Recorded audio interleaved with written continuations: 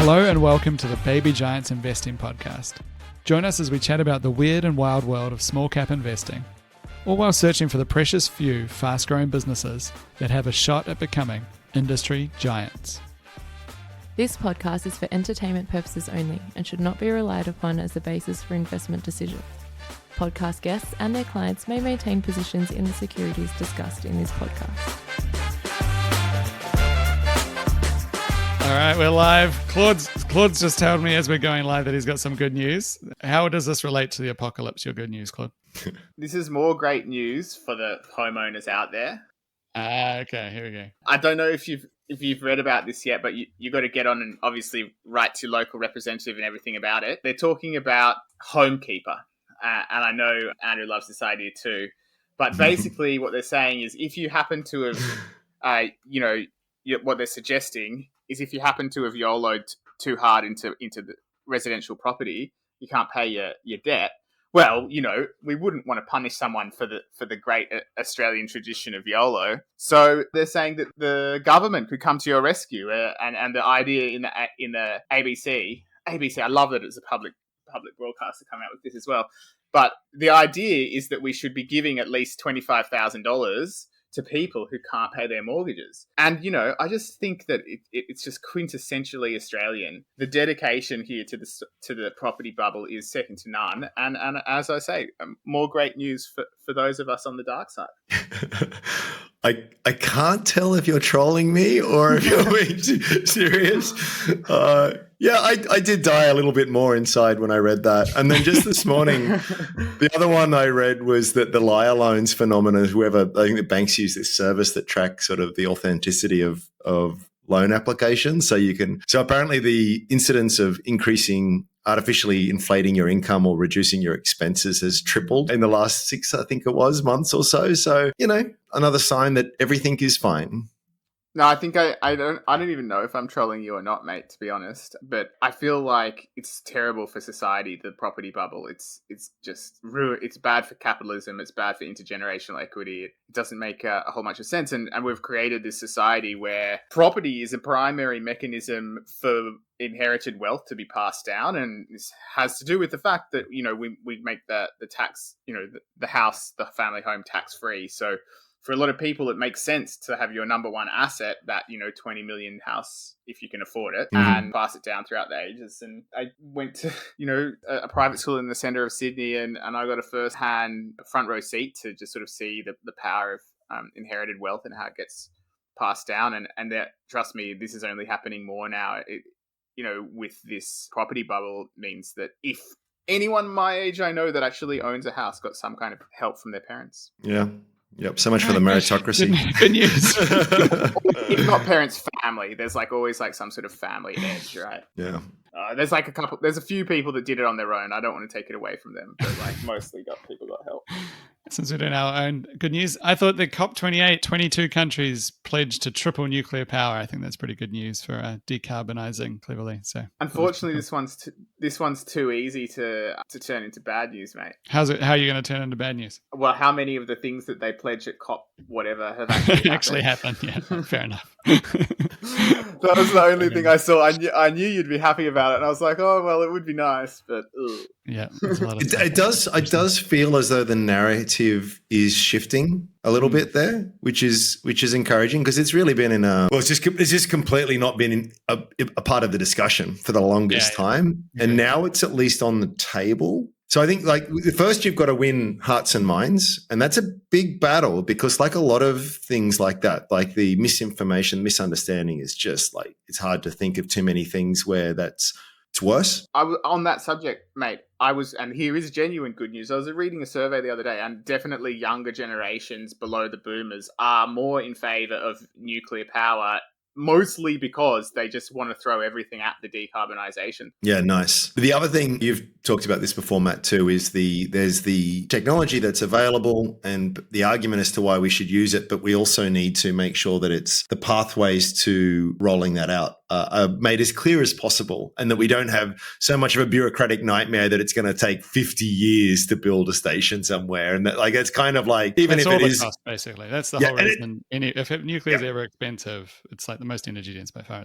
It's all the other stuff, because we do one-off projects and things. So you just want to get one design everyone agrees on and build like 20 of them, and you'd power Australia, basically. So that's key, but there needs to be. So here's why I think it's going to struggle, right? Because a lot of the push for nuclear right now comes from this sort of like, I guess, like, I'll call it libertarian right. They generally may have missed the fact that if you look at the most successful nuclear deployments in the past, they've all been, there's been a centralized state actor that's been choosing a design, rolling it out. A team has been doing like multiple like France. ones. France and the US did the same thing with huge interest from the military. So the nuclear has historically only been really successful in terms of a rollout, or most economical when it has been centralized and sort of powered by the government. So we'll see how that plays out, basically. But my fear would be that the people that most strongly support nuclear may have missed the fact that the mechanisms you need to roll out nuclear are mechanisms that they don't traditionally support.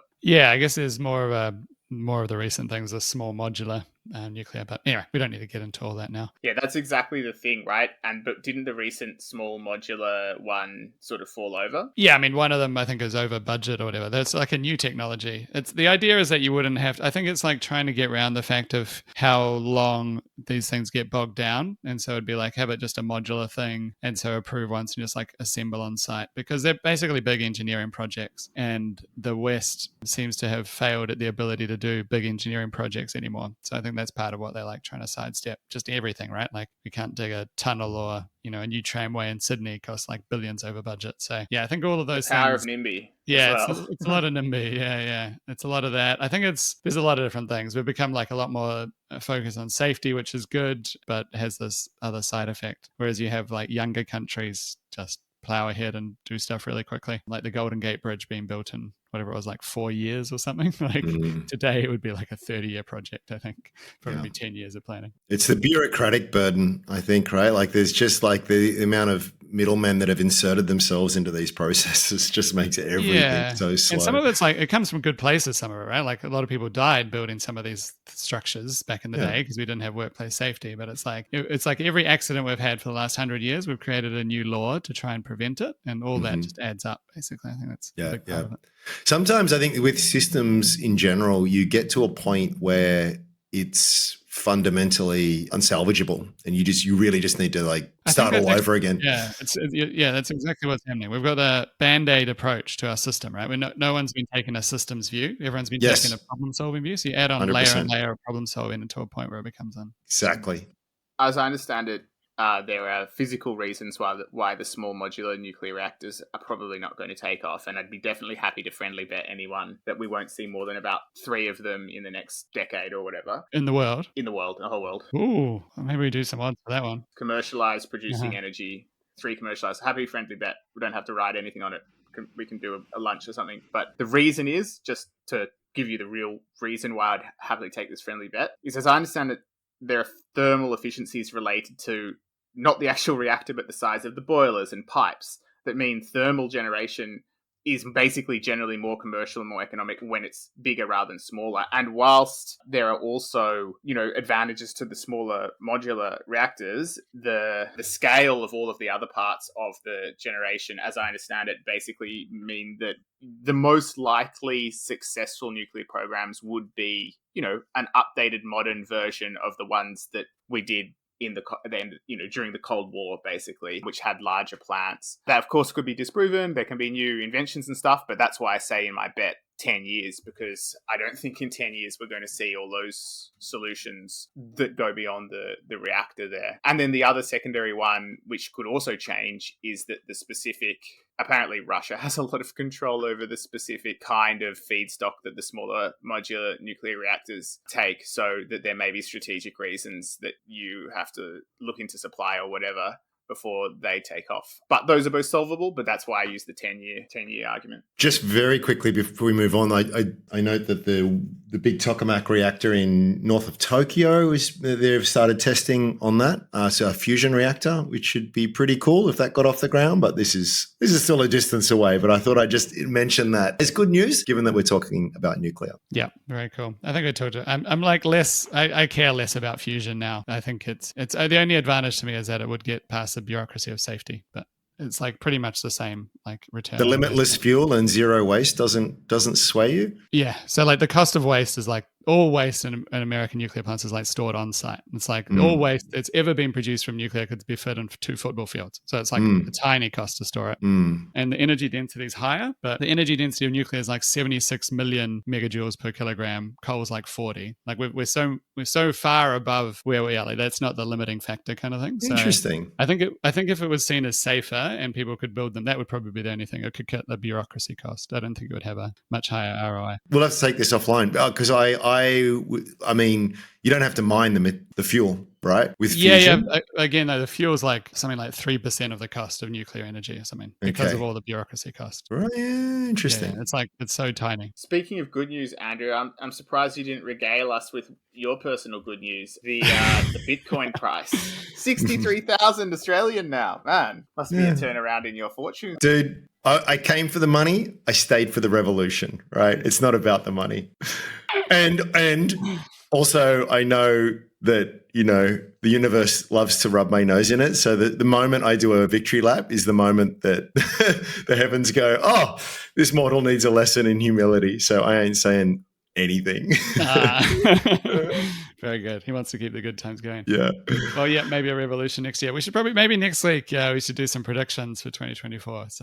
And revisit the ones we did for this year. Well, we definitely, I mean, you definitely nailed it on that Ukraine one a couple of years ago, mate. So definitely looking forward to your predictions this year.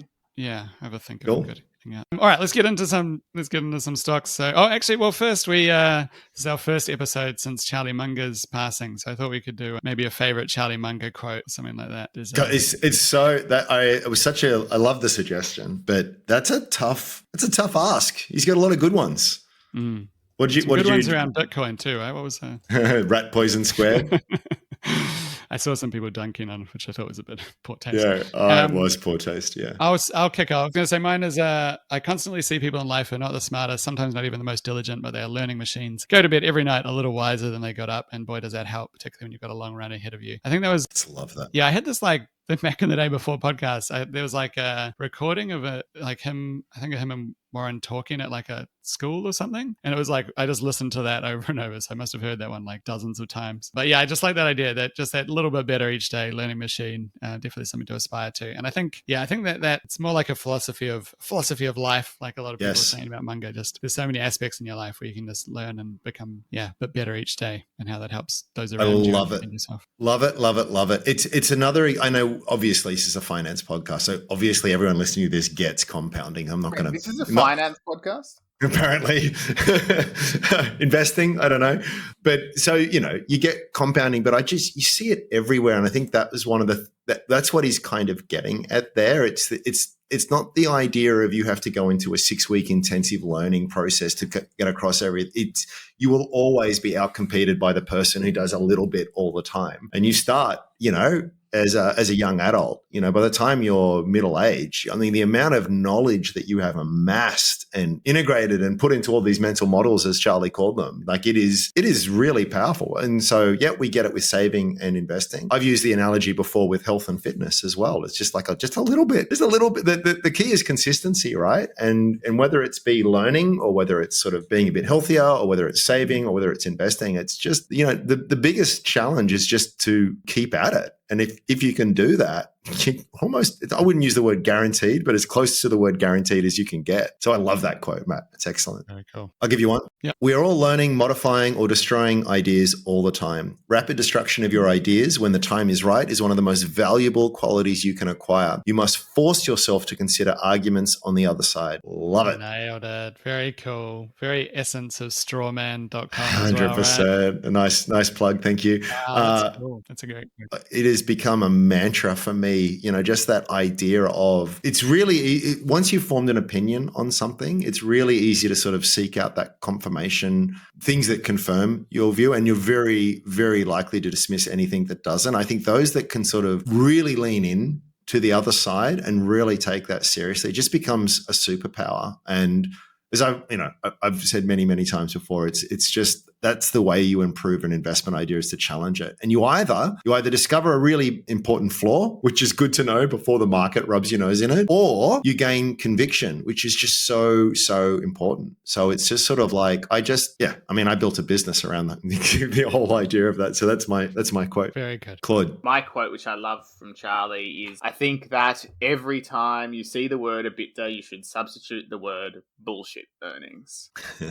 Yeah. And the reason, not only is that snappy, is it actually refreshing to see a leader in the industry use the word bullshit, but also it's a salve. It's an antidote to the poison, the gaslighty poison that every company basically tries to ram down our throats with adjusted EBITDA. You can count on one hand the number of companies that don't, well, maybe not one hand, but there are not that many companies that don't bother with these sort of made up metrics. And generally speaking, the more prominent that some company makes adjusted EBITDA in their presentation and in their argument for why someone should buy the stock, the worse the darn company is. So I think it's really valuable lesson, and probably some of the silliest stuff that I see, and probably that I've even fallen for myself, is companies that are like, hey, we're profitable on adjusted EBITDA. And I think probably I would have more money in my life if I just religiously obeyed Charlie's edict and always thought of it as bullshit profit. Yeah, I love that. I love their, I don't know if it was Warren or Charlie or the combination of the two, but their concept of owner earnings, which is, I think, basically sort of... It's basically free cash flows. I think they talked about it so much earlier, right? It's pretty much free cash flow to the firm. It's free cash flow, but I think what it does is it normalizes across periods what would be an average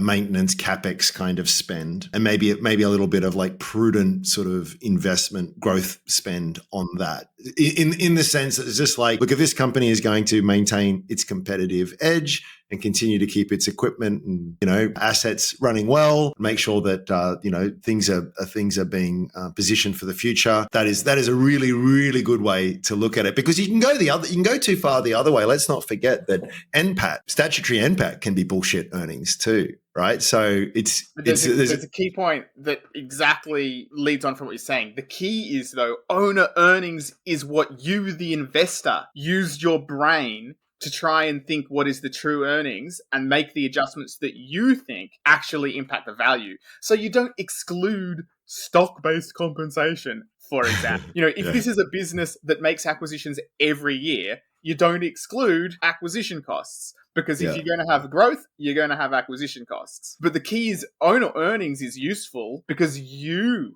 came up with it.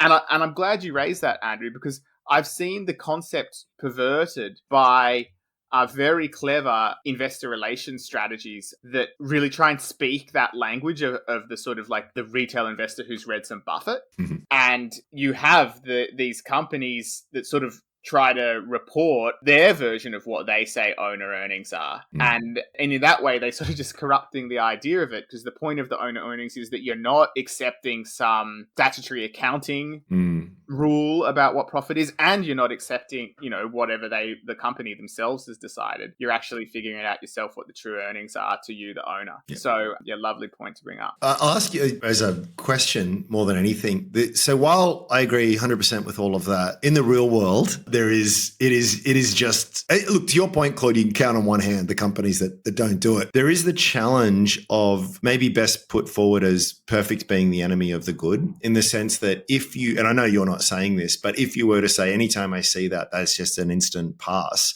it very much limits your opportunity set. Is this a thing that you sort of ignore and do your own calculus on? Or if you see management pushing too hard on that metric, it is just something that will cause you to pass it? Or is it just a red flag and you look at it holistically? Perfect question. Up until recently, it would have just been a red flag and I'd be like, oh, I don't like this. But I'm moving even harder against it now. Mhm. And I'll tell you why. There was a company called Credit Clear, which I've since sold, but I own shares in it. And when I initially formulated my thesis, like one of the only and main red flags I had about it were like, oh, this company's like, at the time of the thesis, by the way, lots of more things went wrong and I have more red flags later. But one of my main negatives was that, it just had too much of this adjusted EBITDA stuff. It was a little bit too much promotional like that. And in hindsight, that's what should have kept me out of it. Like that was the warning that the price was elevated, that I shouldn't be backing that team, is that if you need to be like going out all stops with adjusted EBITDA and blah, blah, blah, then I should probably spend my time better elsewhere. And look, you can find,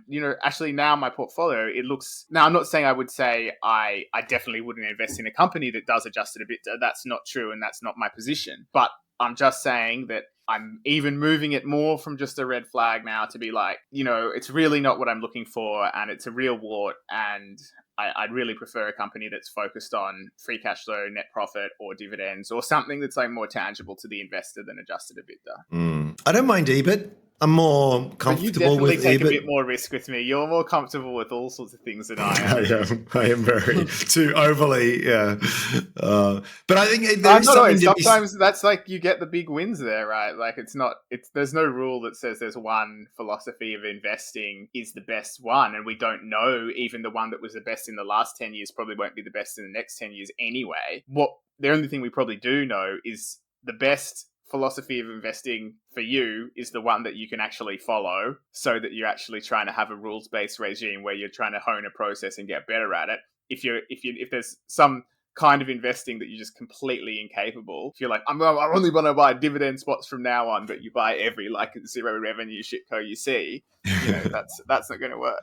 Yeah. And as long as your eyes wide open, right? It's nothing wrong with using something, but as long as you're aware of the limitations and how it can be misused. I guess my point was just going to be with EBIT. There is an argument to be said that I would like to understand the economic potential of a business that is agnostic towards the current capital structure. So whatever the debt equity mix is, what's this thing capable of generating? Because you can always change the capital structure, right? There are things that does give you some insight, I think. So yeah, I think EBIT for a lot of small caps is better than free cash flow, because the cash flow is so lumpy, right? Like there's nothing to smooth out. You have to make your own adjustments to it. Yep. So I think EBIT at least has some smoothing of that if they're not manipulating, and it gets rid of the depreciation challenge that I think Charlie was talking about. The idea that that's the big one. Which is big again for small caps because they amortize so many software costs. If we're looking at software companies, they hide it all in amortized cost and capitalized costs. So, yeah, and pre-tax is worth looking at too, because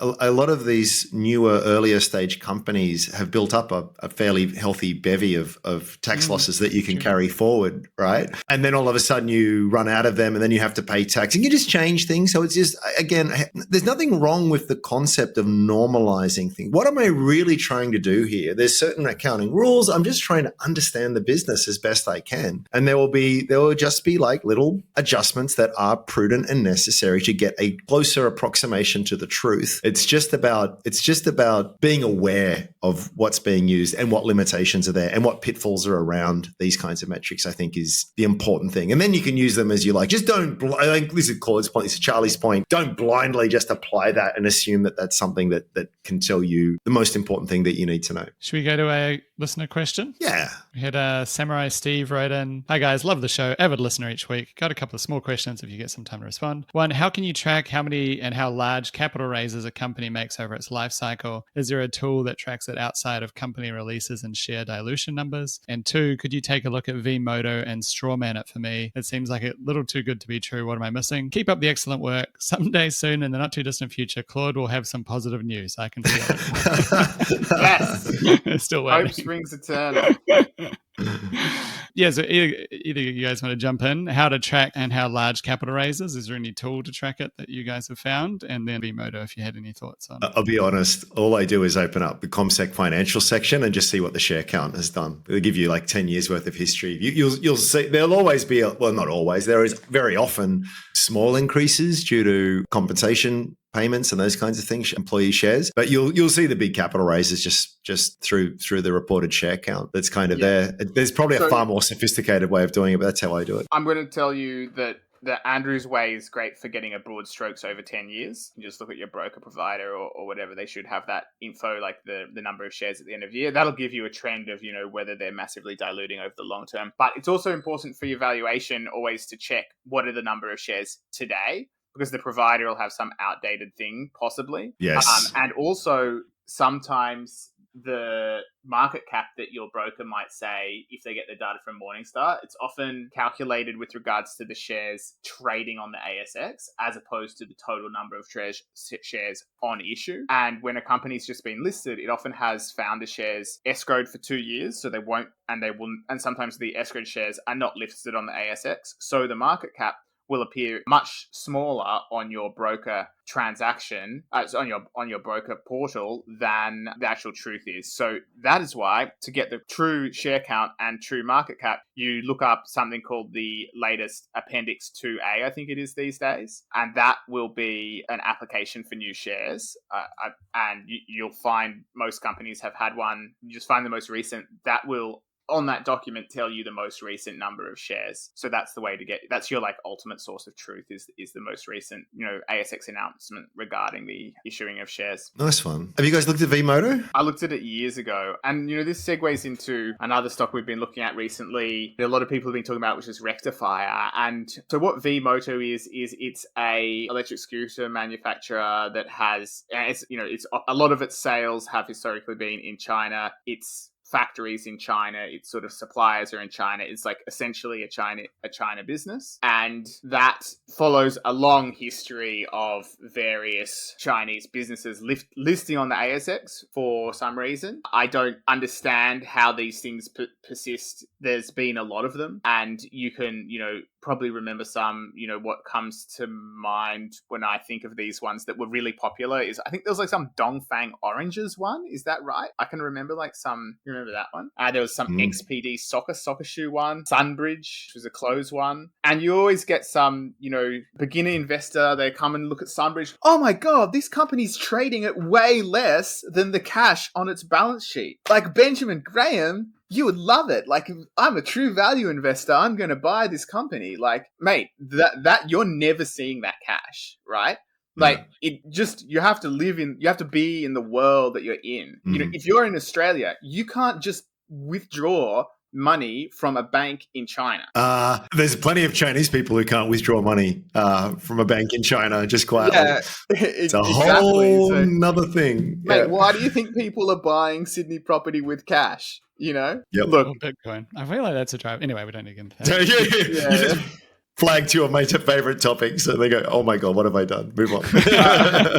Yeah, so you can say, Vmoto can be on 10 times earnings or 8 times earnings or 4 times earnings or 2 times earnings. It doesn't matter. What the market is pricing is that there's only a very small pool of people who believe that as an Australian shareholder, you're ever going to benefit from those earnings. That is why it is a P ratio of 4.4 or whatever it is right now. It is because the market does not think that you will get the earnings. Now, sometimes the number of people who believe that you will get the earnings goes up and the share price goes up and the multiple will go up. But the most important thing affecting this company, not the most important, but a very, very important factor will just simply be how many people believe that they're ever going to see a cent of the earnings. And you can look at Foslock, you can look at any of the names that I've randomly said off the top of my head, and there's a lot of stories of companies where the shareholders in Australia did not see the benefit of the earnings or whatever that were being reported supposedly. Yeah, just that's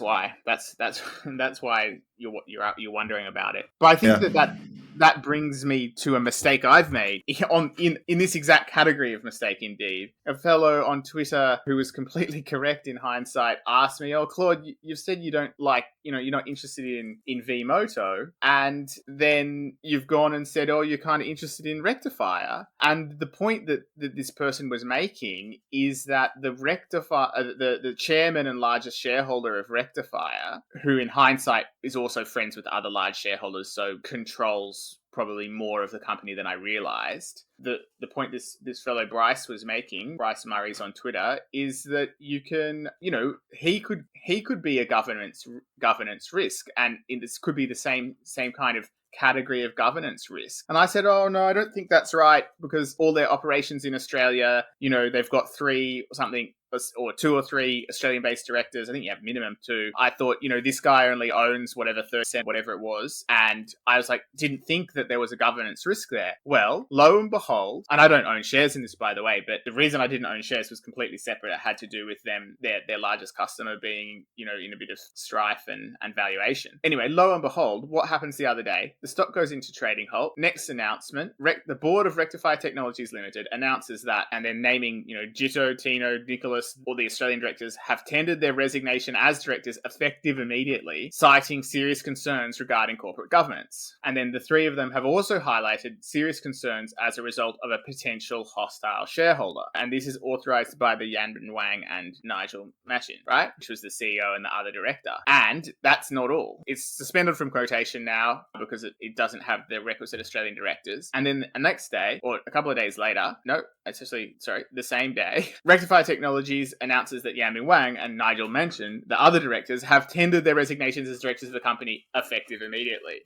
And then this time's authorized by the Yingming Wang, who is the chairman, and I think final remaining director. Rectifier next announcement, a couple of days later, the company is in the process of undertaking a search for qualified and experienced director candidates and conducting appropriate background checks into each potential candidate before any appointment, authorized once again by the Yingming Wang. So Mr. Yingming Wang has just taken control. Oh man, I just have so many concerns. Like, I've never seen the entire board just resign like that.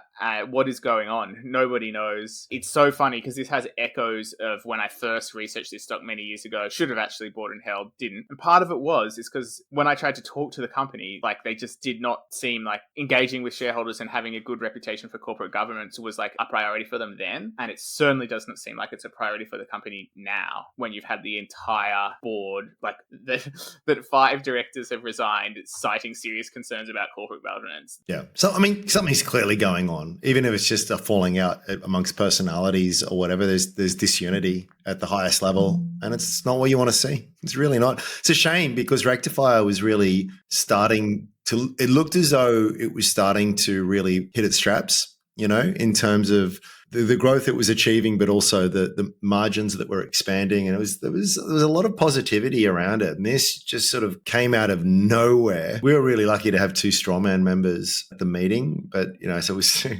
it was. Oh, what's the goss on Strawman about it? Oh, it's very long and detailed. So, gosh, I don't even know where to start. Other than there's something, I don't know. I don't know. I'm not going to give it an effective summary. Sorry. It will be publicly available within 2.5 weeks. So just search it up. You'll have to subscribe to Strawman, premier investment forum for Australian investors. Thanks for the plugs today, guys. Yeah. Right, whatever. Oh, I see the hashtag from one of them is shit show. Nice. Yeah, that's it. So I mean, all this content it's only delayed for a month, so you get it all publicly, right? And there's a lot of good sort of nuance there. But it's sort of I love when these open a pretty normal day, really. Not much to report. Yeah.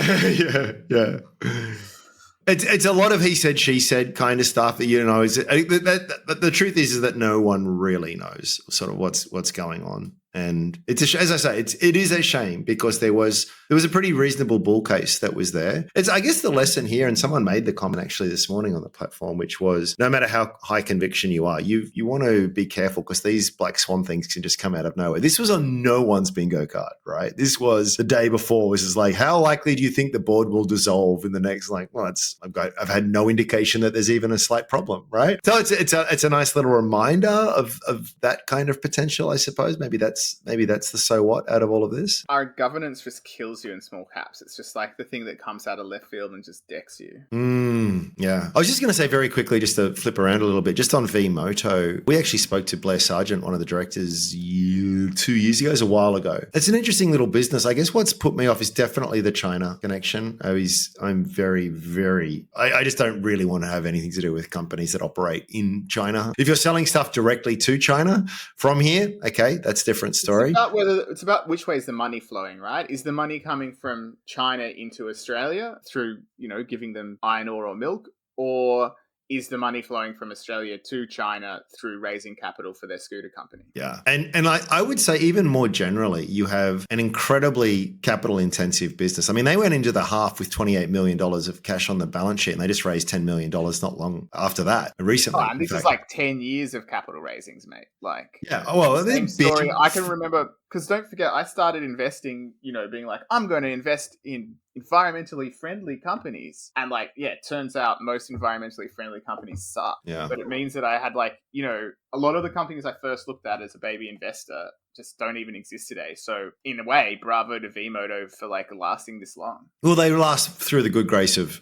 the market. Yeah, but they seem to have like when will it dry up? It's like people keep on putting money into this stream. Like you don't see anyone throwing money into, geothermal drilling anymore. Like that's gone. That's died. I was going to say the record holder has to be Audio Pixels, was it? Which is the one I'm thinking of. Yeah. It was like no product. The record holders, in my view, Audio Pixels is the king of just how do you keep on raising capital? Like how does this exist? You can't be anything except impressed by it, frankly. It's just sort of like you have found the most exceptional group of baggies that exist. Yeah, it's amazing. And then the other one that, in my opinion, some people might push back against this and say, oh, it's not as bad. But I think that actually true king of raising capital off bag holders is Mesoblast. That's another good one, yes. If a fund manager told me I've invested some of the fund in Mesoblast shares, like I'm pretty sure that none of the fund managers I invest with would ever do this. But like if they did, I would have to be like, oh, I'm so sorry. Like I'm needing to withdraw my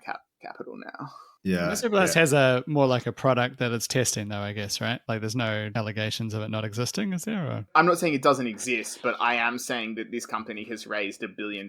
Yeah, no. I'm just saying there are some other companies that I won't mention that might not exist.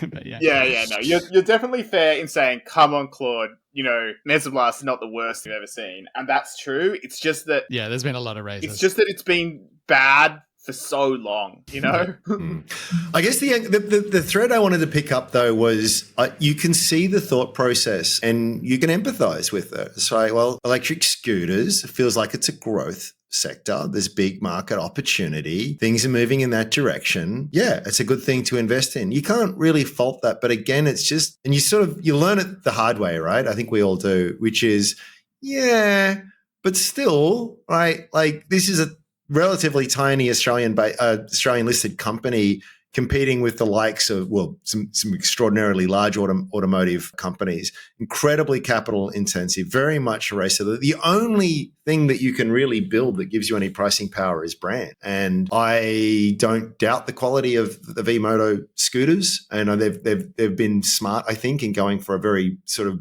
a relatively narrow segment of the electric bike sort of market, which is kind of cool, but it's just a very, very tough slog. So I wish them well in their mission, but it is something that I've got very little interest in personally. Sorry. So small cap news: Mesoblast completes institutional allocation. This is hot off the press this morning. Issued shares to institutions at 30 cents per share, and which was like 25%, something like 25-30% below last traded. Yeah. So for reference, I guess the share price of this stock was like $5.80 about 10 years ago. And then like somehow in COVID, it managed to convince a new generation of bag holders that it had some sort of cure to COVID, and its share price went back up to $5. Which is where I'm like, ooh, like what is somebody doing in this stock? Like if you're a trader, it's a stem cell medicine company, right? That's the gist of it. And I guess it's had some people expecting something to get approved. I don't follow it closely. Yeah, no. So like it's possible I'll eat my words, and in like they'll get some miracle treatment, and they're like a massive blockbuster thing or whatever. But yeah, that's not the kind of asymmetric bet that I'm looking for. Look, and also it can trade on sentiment. It's got a good story. It's definitely not as bad. I don't want to throw it in with like, the worst of the worst, but I just think that, I personally am like, come on, $1 billion for what? It's just capital destruction on a mass scale. Like it's why I say it reminds me of the environmental do-gooder stocks that just suck in heaps of capital. Is it, $1 billion of total capital has been raised? I think so. Somebody correct me if I'm wrong, but I'm pretty sure when I was looking at, I have that in my head, like thinking that they've raised like $1 billion.